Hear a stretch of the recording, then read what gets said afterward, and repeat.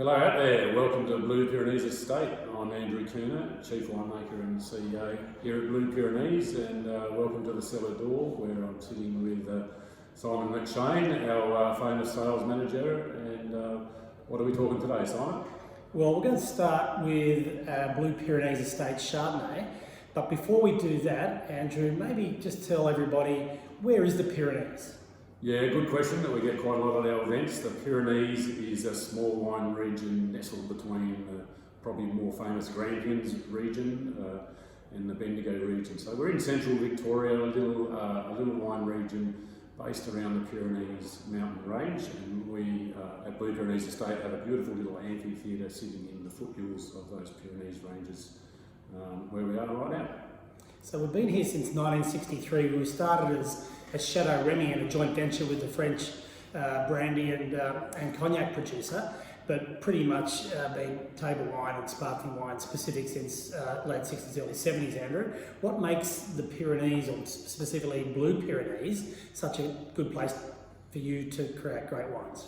Yeah, I think you touched on it there, which is this place was set up by the French company Remy Martin to make great wine, and that sounds odd. You'd think you'd start with that premise for any wine business around here, but a lot of wineries were not planted for that reason. They were just planted grapes to see how they go, the old Aussie trial and error. This place was actually set up to make initially brandy, but then initially great wine.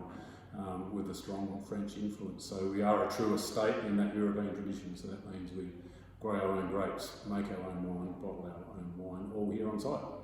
Great. So the wine we're going to talk about now is the Chardonnay, so the 2017 Blue Pyrenees Estate Chardonnay. So Andrew, Chardonnay started in the 70s in Australia, really got going in the 80s and 90s, dropped away a bit in the 2000s, but sort of seems to be coming back now based on quality rather than quantity, I think, and also site-specific styles. So tell us a little bit about the Blue Pyrenees Estate Chardonnay we've got in our glass in front of us now. Yeah, Chardonnay, probably the most famous white grape in all of the world, grown in every wine country I know of. So the styles do vary depending on where it comes from. Here in the Pyrenees, our Chardonnay is quite delicate.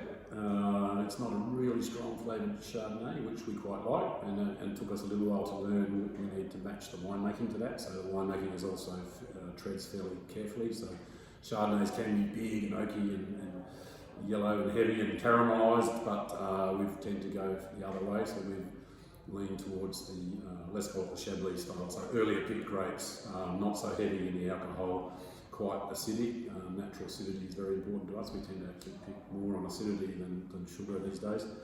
And the winemaking is delicate, as I said. So the oak's not over the top. There's some in there, but it's not over the top. There's a bit of barrel ferment. There's a bit of malolactic fermentation, but nothing too strong to dominate the wine. So I like to think it's a medium-bodied, complex wine that's an easy to drink.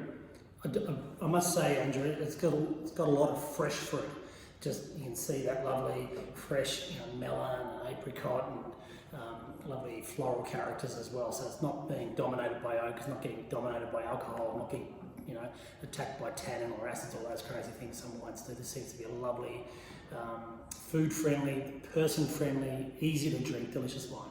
Yeah, good, food-friendly. We like that, and that's where we drink a lot of our wines, of course, with food on premise. Good to have you back. This one, yeah, I agree. It's very food friendly, and it's that early pick style I mentioned. So it's only around 13% alcohol, I think, and that freshness is important. You want to see the melon. At the end of the day, the grape is a fruit, and I'm looking for it to display fruit first, and then all the other bits are the winemaking additives. But if you can make it smooth and easy to drink, then I think we're halfway there. So cheers to all you guys out there. Enjoy your Chardonnay, and we'll be back to talk about the next variety.